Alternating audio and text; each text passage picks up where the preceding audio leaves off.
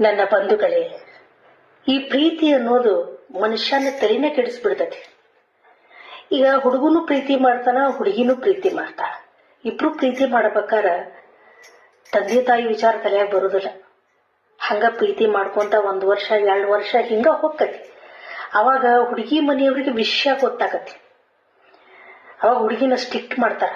ಯಾವ್ದೋ ಒಂದು ಹುಡುಗನ ಜೊತೆ ತಿರ್ಗಾಡಕತ್ತಿ ಅಂತ ನೀನು ಹಂಗ ಹಿಂಗ ಅಂತ ಕೆಲವೊಬ್ರು ಹುಡುಗಿಗೆ ಹೊಡಿತಾರ, ಕೆಲವೊಬ್ರು ಕುಂದ್ರಿಸಿ ಆ ಹುಡುಗಿ ಬುದ್ಧಿನೂ ಹೇಳ್ತಾರ. ಅವಾಗ ಆಕಿಗೂ ಅರ್ಥ ಆಗ್ಬೋದು. ಅವಾಗ ಹುಡುಗನ ಹತ್ರ ಬಂದು ನಮ್ಮ ಮನ್ಯಾಗ ಬ್ಯಾಡ ಅನ್ನಕತ್ತಾರ ಅಂತ ಸಮಾಧಾನದಿಂದ ಇಬ್ರು ಡಿಸ್ಕಸ್ ಮಾಡಿ ವಿಷಯನ ಬಗೆಹರಿಸ್ಕೊಳ್ಬೇಕು. ಅದನ್ನ ಬಿಟ್ಟು ನನ್ನ ಒಲ್ಲೆ ಅಂತೀಯ ಅಂತ ಹೇಳಿ ಆ ಹುಡುಗಿನ ಕೊಲೆ ಮಾಡಿ ಆಕಿ ಪ್ರಾಣನನ್ನ ತೆಗೆದ್ಬಿಟ್ರ ಏನ್ ಸಿಗ್ತತಿ? ನನ್ನ ಅಣ್ತಂಬ್ರ, ದುಡುಕ್ಬಾಡ್ರಿ. ದುಡುಕಿ ನಿಮ್ ಜೀವನನ ನೀವ ಹಾಳು ಮಾಡ್ಕೋಬಾಡ್ರಿ.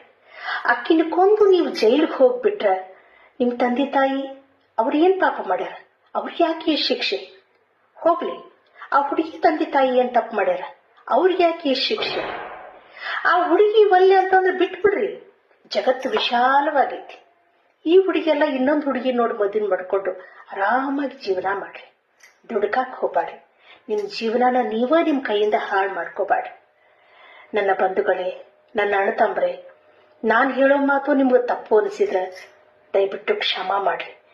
ನಿಮ್ ಮನಸ್ಸಿಗೆ ನೋವು ಕೊಡಬೇಕು ಅನ್ನುವ ಉದ್ದೇಶ ನಂದಲ್ಲ.